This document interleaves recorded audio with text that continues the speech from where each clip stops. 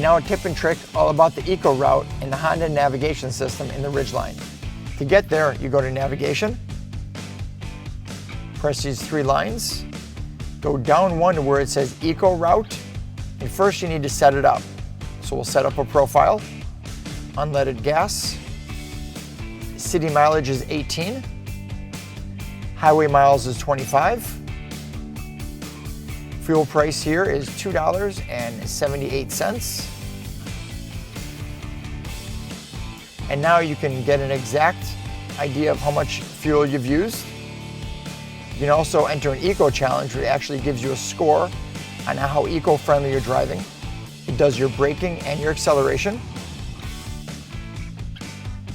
You can enter all your fuel economy and it shows you your carbon footprint, a vehicle profile, and lastly, a mileage report. How convenient is that?